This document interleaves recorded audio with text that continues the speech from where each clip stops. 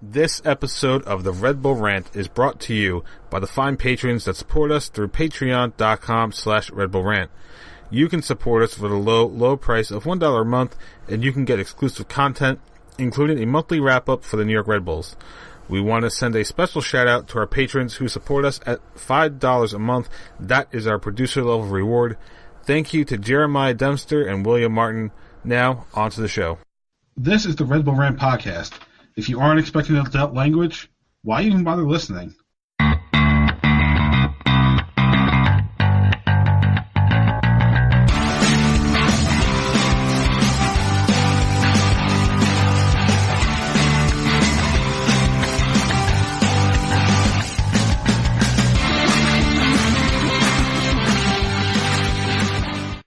Welcome, my friends, to the show never ends. This is the Red Bull Rant podcast. I'm your host, Jason Iapicco.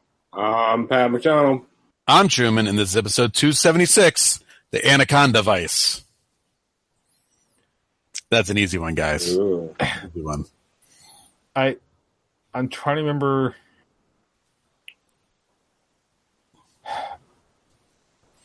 I should know who it is because this is a recent thing. That's right. Yeah, obviously we Jake the Snake, but I'm pretty sure it's not. No. See, my first thought is Randy Orton, but then You'd also be wrong. yeah. Santino Marella, didn't he have a snake thing? He did have But a not the Anaconda Vice. right, which was a submission move. I don't know, but it's got to be somebody from Chicago, right? Because that's where we're playing next. That's right. Hopefully, I'll think of it by the time we get done with the show. Anyway, you know what? Nobody's been, once we realize or once we give away what this is with the titles issue, nobody has been writing in to tell us what's going on. How many wrestling fans actually listen to the show? I don't think as many as we think. Yeah. 2. So double us, basically. Yeah. Well, okay, almost double, because I say Pat's at least like half, because he doesn't watch the weekly stuff. Yeah, after weekly stuff. All right. Anyway, Red Bulls bouncing back from the Columbus loss with a impressive 2-1 home win over LAFC in their first matchup of all time and only matchup of the year. Royer with 2 goals, 1 squirt from the ground, and I wish I could remember the guy's name, but what I saw referred to as a recumbent bicycle kick. All right, so before we get into our stuff, let's do the tweets first because there's only 2 of them. Yeah. And they came in yesterday, but there's 2 tweets. So you want to read those off, Truman? Sure.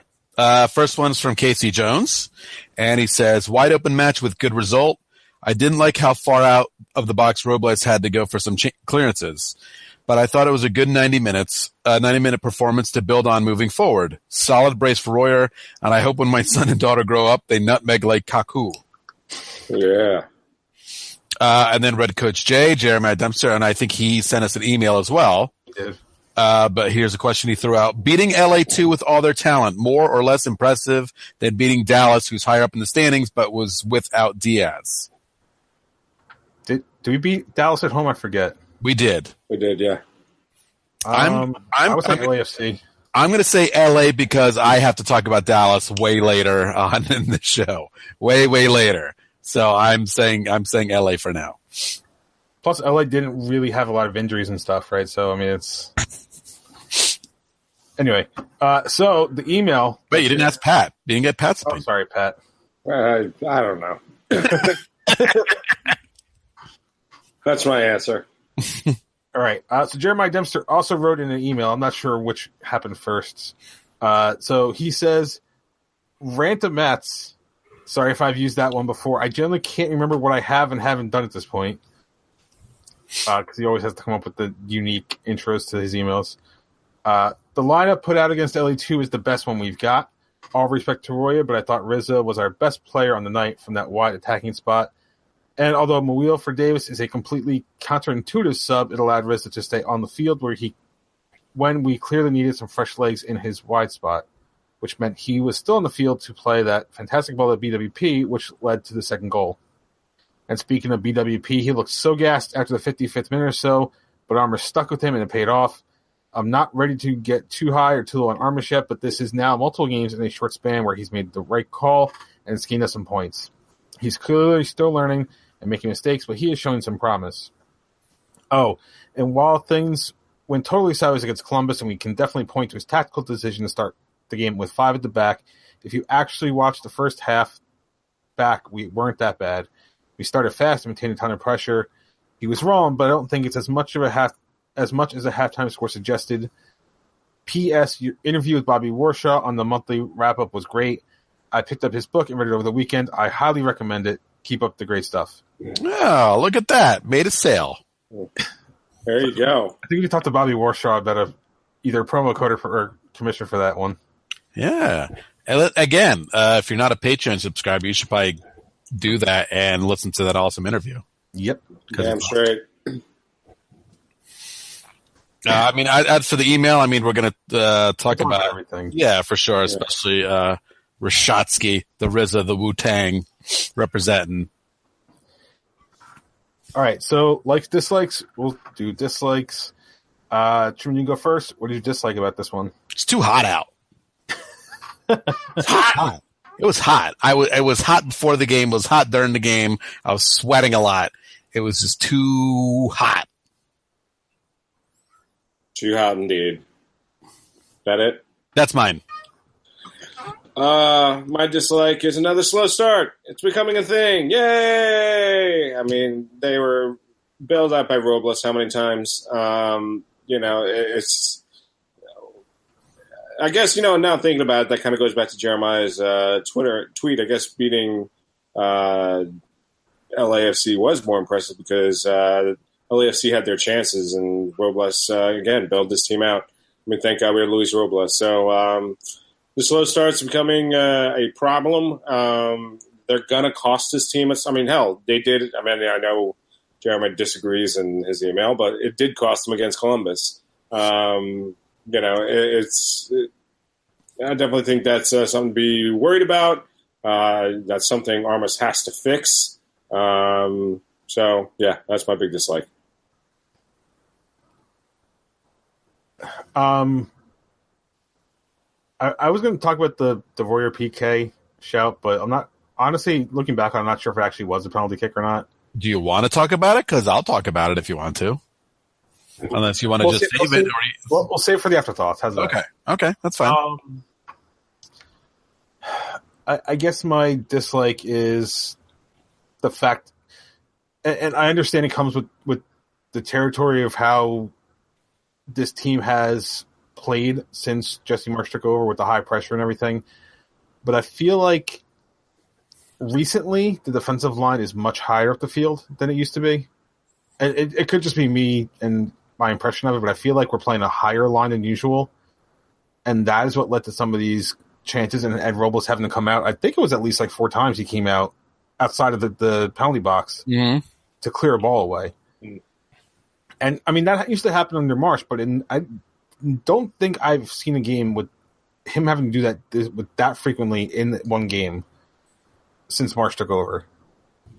Since Marsh took over. I'm not sure if it's necessarily a tactic thing, like Armish is just playing a higher defensive line, or the players are just, or the opposing teams are just getting more balls over the top and it's causing the situation now. But as much as we handled it, it's still sort of scary that we can't. I mean, good thing that Kamar Lawrence is literally like made out of pure energy, because the whole game he's just able to track back all the time. I don't know how he's managed to do that, honestly. Like at some point you figure he's going to run out of gas, but he never does. But I mean, except for stuff like that, I feel like it's almost inevitable that we're going to get killed on one of those plays at some point. Well, I mean, again, that's been kind of the high press forever is leading to those counters. I don't know. They play up high. I don't think it's changed. I just think we saw a game where LA was able to counter a few more times. I mean, try to counter, and Robles was just coming out and beating into the ball. If you want to, can I just harp on Kamar Lawrence real quick on one single play? Go ahead. because Maria already had his gaff last week. Thankfully, this did not lead to anything, but Maria shielding the ball to go out of bounds for a goal kick and then giving up on it, and LA taking the ball and crossing the ball in, and I think it ended up in a corner. And Robles went apeshit. I mean, again, not playing the ball to its conclusion. It was in the first half. You watch it. He's shielding the ball, letting it roll out, and then just kind of goes, I don't know, assumes it's going to go out of bounds. Mm-hmm. Or assumes the guy's going to give up on it. And didn't, and it led to an opportunity. All right. Likes the game. I'm going to go first because I almost never go first in this stuff. Sure. BWP's assist. Mm-hmm. Because I was looking at that play, and for the longest time, like, okay, he's just going to shoot this ball. But then as I saw the runner, on the far side, and I saw the pass, I'm like, man, the awareness to know your teammates there and the unselfishness to give up a potential goal for a goal scorer. And it's just that play was more about sealing the victory than it was about him padding his stats. And that's a very, very, very important thing. Well, we've seen it so many times from. Oh, I know, but I'm just saying, like, the fact that player, the fact that, like, on the night where we're clearly going to celebrate the fact that he hit 100 goals, mm-hmm. right? Like, wouldn't that not have made a story, like, more of a story for him to score on the night in which he's going to be celebrated for 100 goals? Sure, mm-hmm. But to not think anything like that and just actually be concerned about the outcome of the game more than how he is perceived, or not how he's perceived, but to care more about the outcome of the game than his own stats, I think, especially in that kind of situation, just says a little bit more about him as a player. Yeah, that's been him from day one. Yep. I'm surprised you're talking about that assist and not the one from the RZA, the Wu-Tang. Well, I feel somebody else will talk about that goal, so. Well, I mean, that was the game winner. That was his pass. I'm just gonna say Royer scoring on his butt because that was great. And we had to see the replay 3 times from the other side of the field to see what actually happened.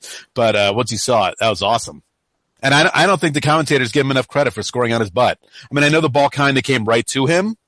But he was also taken down before that happened, too. Yeah, and he's lying sideways, and there's 2 guys standing up in front of him who probably had a better chance to get the ball. I mean, and he still got it past. I mean, he was literally, like, starting to pick himself up when it's coming towards him. It's not even like he was sitting there waiting for it. Right.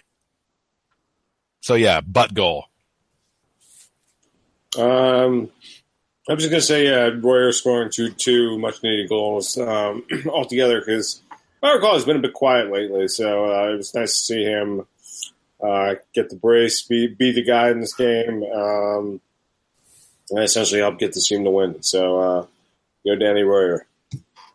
He's streaky. He's very streaky. He is indeed.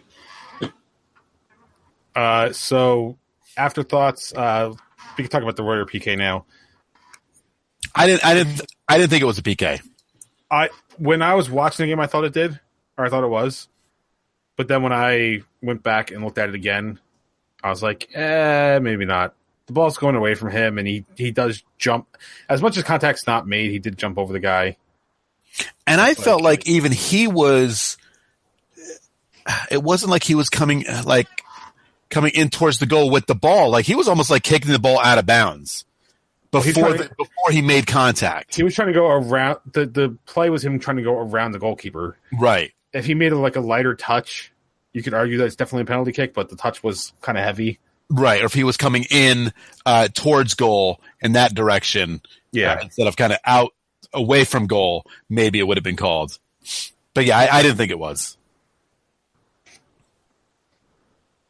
I got nothing.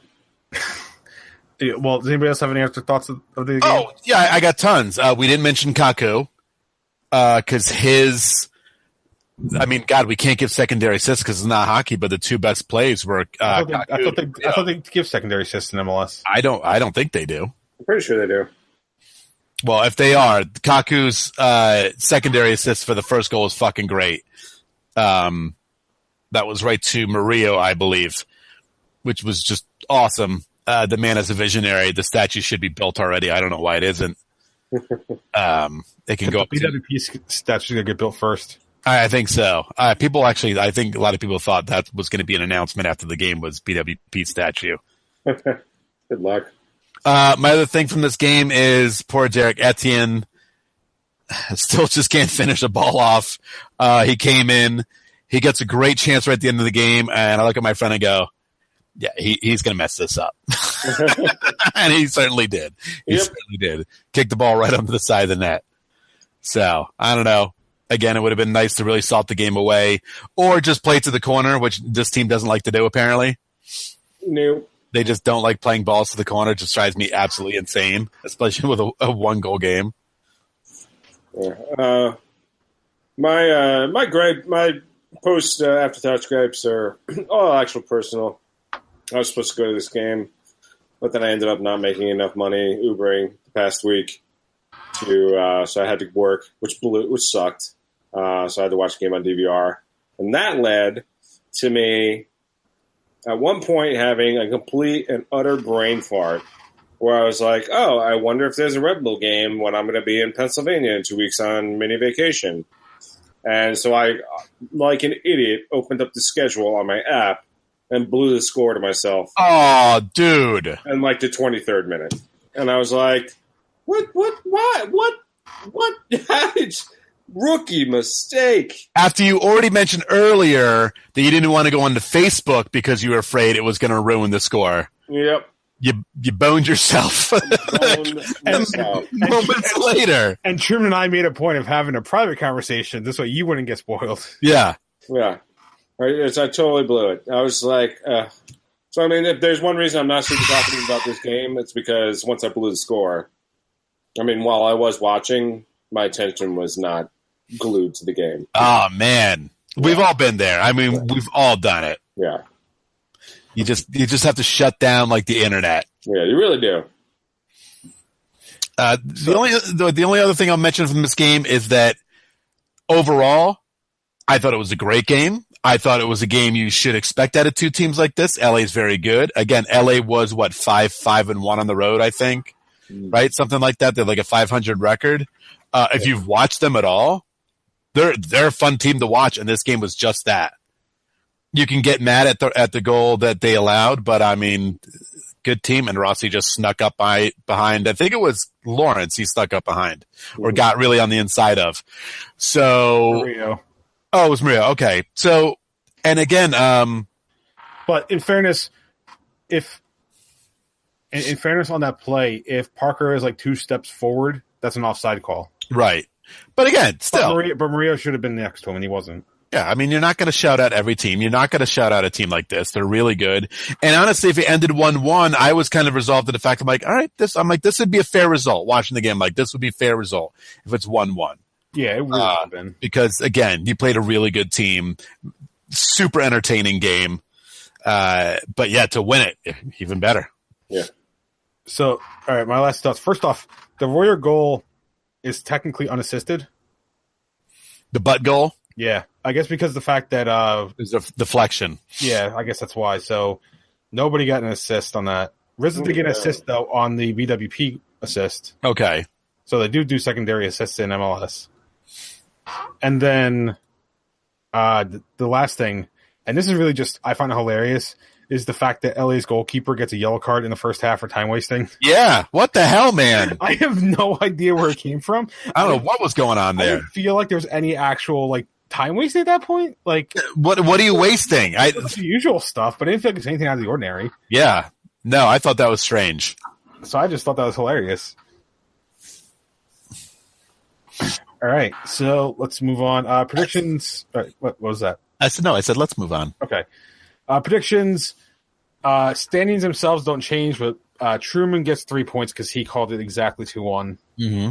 So his lead now grows to 4 points over Pat and 5 over me. Pat, what was your prediction? 2-2 draw. 2-2 draw, okay. And I said 3-3 draw. Wow. Well, given how LAFC had been playing, 3-3 was not the real possibility, so... Standings. So I'm going to start doing standings watches now since we're getting close to the end of the season. We need a sound effect. Standings watch. I don't know. Well, maybe I'll find something. Let some laser beam sounds. Yeah. Wait, hold on. How about this? Standings watch.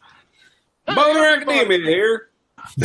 Oh, God. We got yourself a standings watch. All right. Anyway, with the win over LAFC and then specifically NYCFC tying their game, the Red Bulls are now second in the East. They're tied on points, but they currently own the tiebreaker in wins. So that's why they're in second. First tiebreaker this year is wins. I don't know why. That's just MLS for you. That's got to be the second tiebreaker because they have one win each. No, overall wins. Oh, okay. It's not head-to-head. Okay. Oh, okay. Yeah, if it was head-to-head wins, that would make more sense, but that's not what they're doing apparently. Aha. And I'm going to just look it up real quick so I want to make sure that's right. They are right now 4 back from Atlanta, who is in first with what's the point total? 48. The Red Bulls have 44. In the Shield race, it's the exact same thing because right now Atlanta is leading the Shield at 48, and we're second at 44. So, just real quick, so tiebreaker procedures.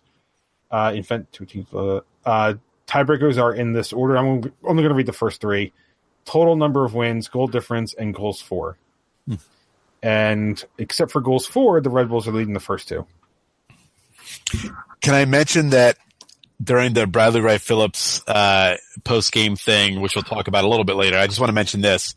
The Steve Angelosi goes, our team has the best points per game average in the league. Woo! Like it was like that's such a big thing right now. That's a big thing. Which technically we don't because we're tied with Atlanta. Yeah, I feel like it's like next is going to do like solve quadratic equations on the big screen. Like, look at this, you divide the square. It was very weird. Like math, who cares? So, important thing to consider is right now the Red Bulls have 2 games in hand on Atlanta, 1 in hand on NYCFC, and I think that until like the next to last week of the season, the teams won't be level because like the Red Bulls will play some games, and then the other teams will get game in hand. It's some weird thing where we can't have a balanced schedule and have everybody play at the same time, kind of thing. I believe I read we had some CCL reschedules coming up this month. Well, we got for the second knockout round. Yeah, so that's one reason we have a jam-packed August, and yeah. And I feel like whatever article I read is that we will actually have played more games than Atlanta by the end of the month. I mean, I can see that. It sucks, but I can see it. I was going to try to figure out the magic number they would need to make the playoffs, but there's still 12 games to go, so I'm like, fuck that. It's not worth it yet. Like, meh. It's in like the 60s, I think. Anyway. So coming up on Saturday, the Red Bulls will will travel to Chicago Fire. Game time is 11:30 p.m. Eastern time. Game will be on MSG proper. Chicago this year, not so great. 6-13-5 record. That was good for 23 points. Minus 13 goal difference. And 4-6-2 at home. So most of their wins coming at home, but still. Their last 5 games are all losses, and they are actually on a total 6-game losing streak, which will become an MLS play because I don't know when the Open Cup and all that stuff got scattered in, but they're actually playing in Philly right now in the Open Cup, and last time I checked, they were losing 1-0. Oh no! So that's the Open Cup. Well, it's a good thing for us though, because that means that we could get time off where they don't. So, So predictions, Truman, since you're leading the standings, you get to go first. What's your prediction for Saturday? Well, my prediction is that Chicago stinks, and it's not the old Chicago of, oh no, we're scared to play there anymore. That time's done. All right? Over.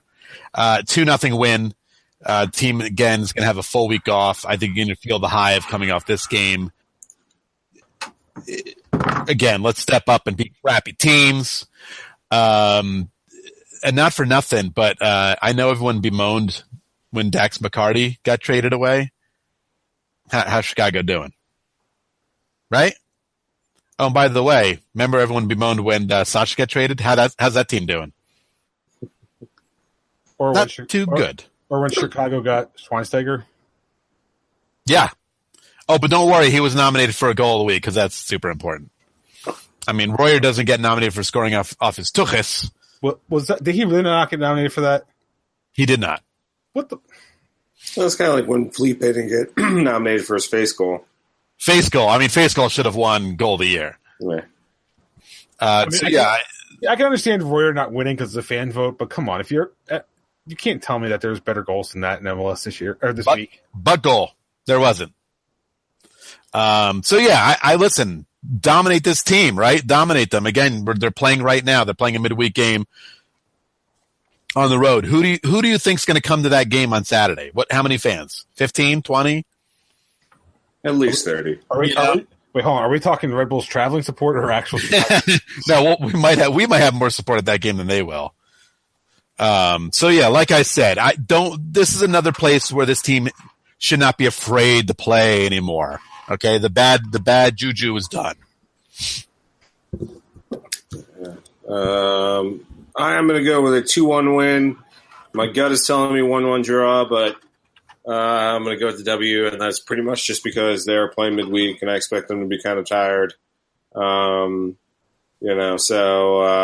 that'll help. Yes, the team is bad, but I personally think we've been timid lately, and so that's why I'm not expecting the best performance. But midweek game by Chicago puts it over the hump for me.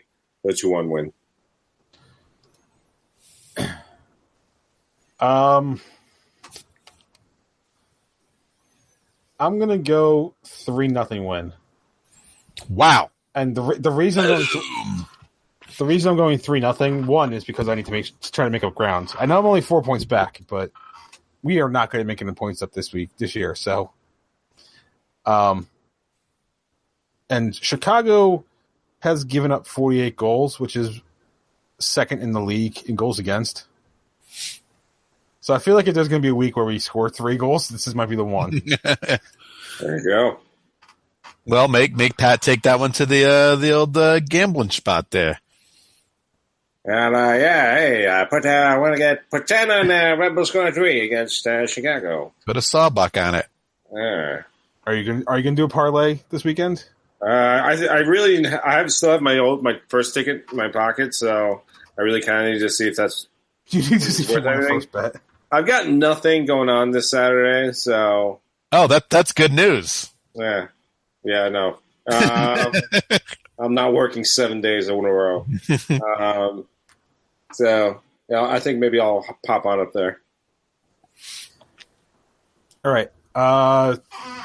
So New York Red Bulls 2, their last match, they had a 2-1 win over Penn FC. Their next match is Friday, August 10th against Louisville City. 7 p.m. What the hell is Penn FC? I don't know. That's literally the name that was on Google is Penn FC. Well, I'm looking that up. I'm going to guess that they play over by UPenn. Because that's what they... Wait, no. They're probably playing one of those weird-ass... That's what I was thinking of, Penn State. They're probably playing one of those weird-ass towns like nobody cares about. Yeah, Harrisburg. Harrisburg. Is it Harrisburg? Yeah. It's like... It's one of those Pennsylvania cities that's like a big deal in Pennsylvania, but the rest of the country is like, that's not a city, and why does anybody live there? So I guess it used to be the Harrisburg City Islanders, and they changed their name? Okay. I was going to say, they had another name before them, so there you go. So that's what it was. They used to be the Harrisburg City Islanders, who I think we lost to in the Open Cup a few years ago. Probably. Yep, we did. Here it is right here. Wikipedia to throw it in my face. In the face. 2010. They beat the Red Bulls 1-0. No, but there was another game after that. It was like 2012, I think. I remember because I was coming home from a Baltimore Bohemians game. Oh, you're right. 3-1. Yep. Yeah. All right. Anyway, moving on. Not that this next team is much better, but Sky Blue FC 2-2 draw at Orlando. Their next match is Saturday, August 11th at home against the Houston Dash, 7 p.m. Hopefully they could do something. Did you see what happened in the last game against Orlando? That they were down a goal, went up by 1, and then gave up a lead. Well, I mean, sure, all that, but it was 2-2. Are we talking about the red card at the end? Yeah, there was a penalty called in the very end of the game, a penalty kick for Orlando. And the goalkeeper of Sky Blue made the save. So they did not lose. They were a PK away at the very end of the game from losing. So they didn't lose. Well, that was only the 4th point of the year. Wasn't Houston the team we saw them play? Yes. I believe so. You know, I think another bet I'll make this Saturday is that Sky Blue will not win a game this season. Is that even a bet? Like I feel like you would just lose money on that one. I think you can make a bet, yeah. Like you wouldn't. It's like it's such a sure bet that you're not even. Oh well, I mean, if I put $10, I probably wouldn't win. Probably wouldn't even be 2-1 odds. Yeah, I'd probably win $11, $12. All right, dumping grounds. So after the game on Sunday, and Truman, you could talk about it since you were there. But after the game on Sunday, they had the ceremony for Bradley Wright Phillips, which sort of pet peeve, real quick. So Fox Sports was doing a wrap up of MLS for the weekend, which I get. But if you're going to do that, please, do me a favor. Do not flash to the fact that they're having the post game stuff, because that just made me feel like they were going to cover it. Yeah, and then nothing. Huh? It just became a big tease, and it's just like, anyway, it's gotta be somewhere. YouTube or their website. You think they'd have it somewhere, right? You would have thought the Red Bull sort of had it. Yeah, I honestly haven't looked for it, so it's possible it's out there. So real quick. They had him. They had his family out there. They played a nice video package.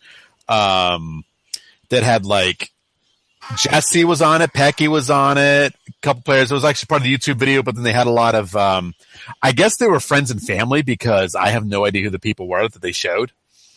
No idea. So wait, this wasn't the YouTube one. It's a separate one. It was not. They showed some of those clips that we saw from YouTube, like Thierry and Lloyd Sam and a couple others. But there was a lot of I don't know who that is. I don't know who this is. But it had to been his friends. So anyway, yeah, they showed that. Then they gave him a watch and a hat. Ooh, a hat. I saw a picture of the hat, and I was like, that's a weird gift for this. Yeah. And then they announced that no one's ever going to wear the number 99 for the Red Bulls again. And they revealed this big little number 99 banner, which is strange because he's not retired. And then they took him out around back and put him down. They Gretzky'd him before Gretzky. I'm like, are they going to put 99s behind the goals now? What's about to happen? Yeah, I don't like this at all. I mean, don't get me wrong. I think eventually, sure, retiring 99 is a good thing. I mean, he certainly earned it with his 100 goals, and with more to come for sure. Mm-hmm. But yeah, he's not done playing. He's not done. Well, why are we retiring things before he's done? Yeah, it's very weird. Yeah. If it was in say 2 or 3 years, and he said, end of this year I'm done, I'm retiring, or the end of this year I'm moving on. Sure, last game of the year you do it. I'd go with it, because at least at that point you can argue, well, he's not going to play that much longer. Maybe you can play a game or two. I even say you wait till the first Saturday you play. I don't know. You play Chicago. Nobody's going to come to this game. BWT retired jersey night. Man, I thought maybe he was switching to number 100. Or you do it for the LAFC game because you know people are showing up. Yeah. So I don't know. It's weird. It's very weird. It's very weird, and I didn't get it. I don't know why they can't just wait until he actually retires. Yeah. Very strange. I mean, I get the celebration for the goal 100 because it was a historic mark. Yes, for sure. But this jersey retirement I don't get. Yeah. All right. So keep it on the Red Bulls. Here's a name that you guys might have forgotten about. Anatol Bond. Who? Exactly. Yeah, he's been on loan for the last different teams, but he's been on loan for the last 2 to 3 years. His stint with FC Astra Giurgiu. Sure. It's Romania, so I don't care if I fuck that up.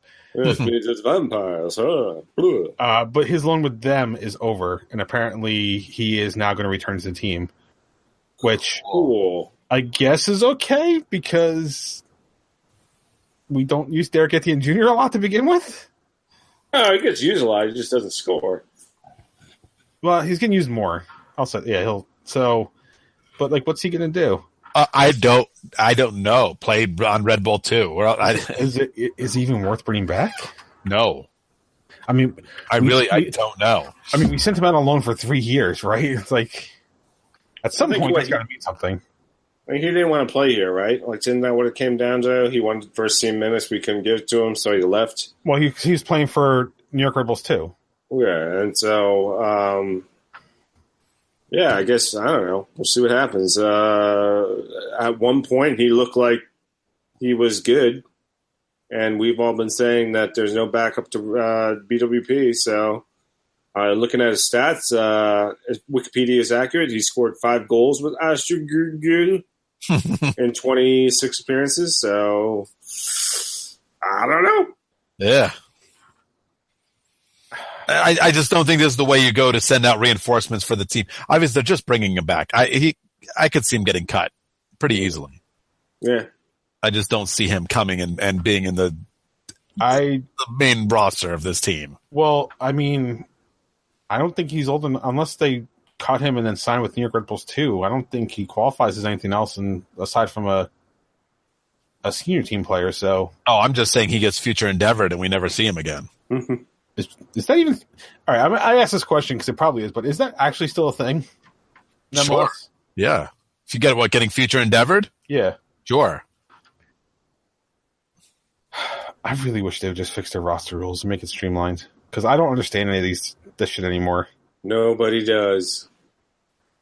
It's like you need a PhD, and even then, it doesn't make sense. All right. It just because why not? Orlando City's hosting the 2019 All-Star Game. Cool. Which I guess my question is why they didn't host it.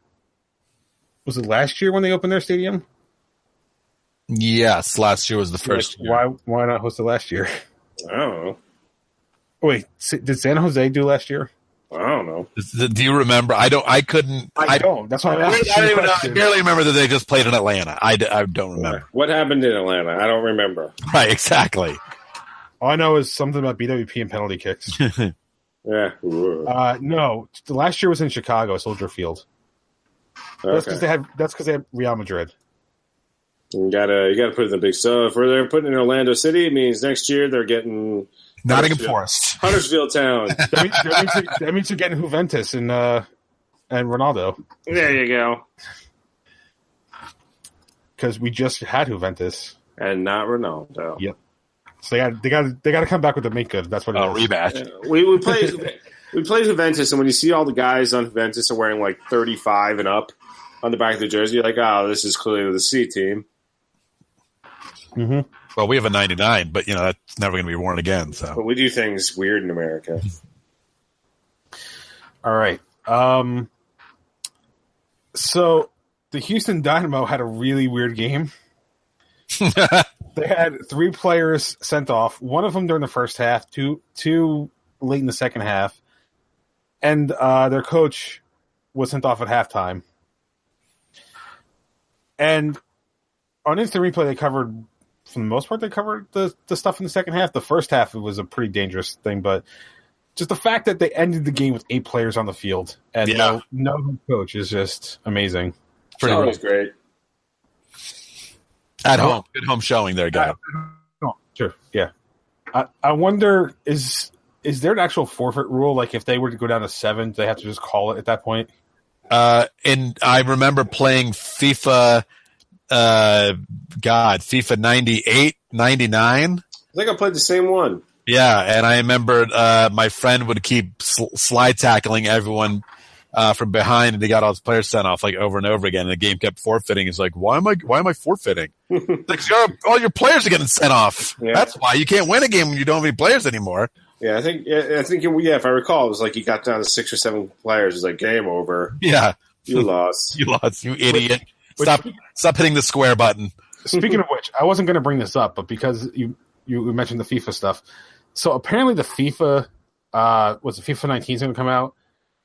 And They added some game modes. They added what people are calling survival mode. So every time you score a goal, you lose a player, and it's literally the last person standing. Huh. You can turn off the referees. So if you just want a demolition derby type game, you can do it. Like, so you play like MLS. Well, no, because MLS you actually get some things called. I'm talking about completely turning them off. I still call it MLS mode. I am curious if they're going to implement VAR in FIFA. Oh, please. Please. That's what it needs. That would be awesome, just to see the computer make random mistakes just to initiate VAR. All right, last thing I have, and this is just because more soccer. ESPN Plus have picked up Serie A coverage for this year, so if you're into Italian soccer, then...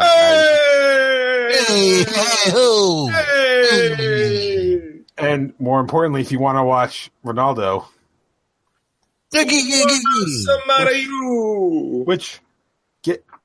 given the fact that if you're like me, you're paying for the MLS stuff, then you pretty much just got stuff for free added. Correct. Yeah, I have ESPN Plus. I'm not going to watch a single CRI game because I don't like that league. But you're right. It's good to have. It's cool. Like, it's added stuff. Yeah, if there's ever, I don't know, if someone American goes to Serie A, then there might be a reason to watch. But as for right now, I don't really feel like watching an overly dramatic dive fest. Yeah. Oh, neither do I. But like, I might turn into one of those games. The thing with the fingers, I don't know what that is. There's like, Mussolini. Like, I might turn it into Ronaldo's first game because I have it. Mussolini is the most famous Italian, right? Sure. That's what they're known for. Yeah. Sorry, Da Vinci. Got nothing on Mussolini. He only invented a helicopter, but that's okay. Mussolini, the trains ran on time. No, I was going to say someone pointed out the fact on Twitter that now all big 4 European leagues are pretty much covered on networks. ESPN has this. Fox has Bundesliga. NBC Sports has Premier League. And La Liga is on BN, whoever gets that. Cool. Is that a major network? No. So then it's not true. Well, I'm joking. But really, if you have BN, which I'm pretty sure I do. I think a lot of people do. If you just can't get enough of the game, which I certainly can't, I'm going to watch it. And starting this weekend, just really quick, I know the Premier League starts, which is great because I love waking up on a Saturday morning and watching soccer all day. And you could see your favorite player who's not hurt anymore. That's right. He's actually healthy. But I am not waking up at 8 o'clock in the morning to watch that game on Sunday. I will record that and watch it at 9:30 when I wake up. Are there any Americans playing on Saturday? Maybe I'll go to the bar. I don't know. Hold on. Let me see. Where's Fulham? Oh, yeah, that's right. Fulham got promoted. I'm looking at the Everton schedule, so that's not going to work. No, you won't find out about Fulham on the Everton schedule. Fulham is playing Saturday at 10. Ooh. So, why the hell can't I remember his name right now? Tim Ream? Tim Ream. Yes, thank you. So there you go. Former Red Bull player Tim Ream is back in the Premier League. Yeah. So yeah, tons of soccer. Yeah. So anything else? So I'm done. Nope, that's all my dumping. I got nothing. All right, let's wrap this one up then. You can visit us at patreon.com/Red Bull Rant. $1 a month is all you need to support the show and get exclusive content such as the Bobby Warshaw interview.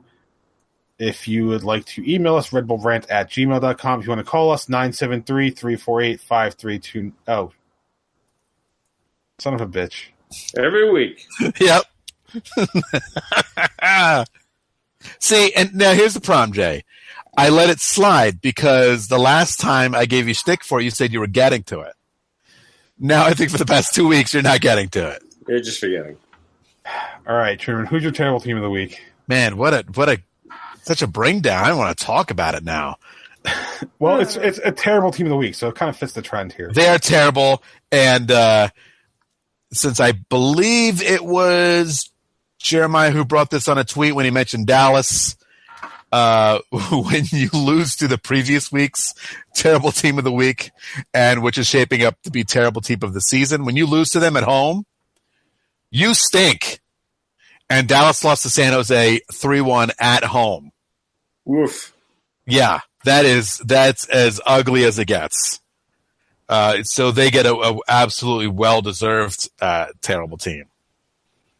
It's absolutely brutal. And yet still in first place, but you know.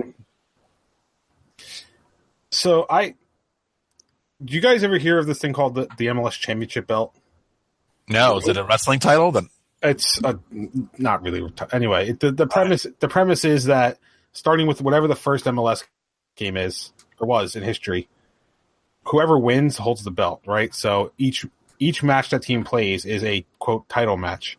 So, for example, if the Red Bulls had the belt and they played LAFC, right, they would have retained because they won. okay. If they had it before playing Columbus and they lost, Columbus is now the title holder because Columbus won. And on a draw, nothing happens. It's Double disqualification. Double count out. sure. Tie goes to the champion. So I'm kind of curious if you were to do the same thing but for the loser. So call it like the MLS Plunger Award or whatever. The turlet. The dirty turlet. So I wonder like who that team would be over time. Like the team that loses the most in those kind of situations. Wow. And for whatever it's worth, they don't do this just for MLS. Like there's somebody that does it for like for international soccer too. Mm-hmm. So like right now, France is probably the title belt holder because at the World Cup, it's like if you have quote the belt, you're probably there anyway. Right. Nerds! Well, at least going through MLS history be quick, right? Because it's only so many seasons. Right. If I'm bored this weekend, I might actually do that. I'm kind of curious. Get to work. Anyway, now can I wrap up? Yes, please. For whatever it's worth, I don't know if you guys noticed. This way for next week, it is bold and like 14-letter print. Size 14 print. So if I forget, you know what? Hold on. I'm going to do one more thing. I was going to highlight in yellow real quick. There. Look at that. So fancy. What an agenda. If I forget next week, then... All right. So anyway, patreon.com/Red Bull Rant, $1 a month, all you need for that. Email us, redbullrant@gmail.com. If you want to call us, 973-348-5329. Facebook.com/Red Bull Rant. On Twitter, @Red Bull Rant for the show, @Dr. Stooch myself, @PMAC, DA2 for Pat, @The Truman. For Truman, subscribe via iTunes, Stitcher Radio, Google Play Music, or SoundCloud. And also YouTube, I forget to keep mentioning this, if you prefer to listen to us on YouTube, you can do it there as well. Last words before we get out of here. Yes, I would like to see the Red Bulls go to Chicago and be the best in the world. And that means win. Brats, Ditka, Bears, Red Bulls. Red Bulls. You forgot sausage. Sausage. Knackwurst. All right, so for Pat, Truman, and myself, this has been episode number 276 of the Red Bull Rant. Thank you guys for tuning in, and as always, go Red Bulls. Red Bulls versus Ditka and a game of hacky sack. Oh, you got to go Ditka by a mile.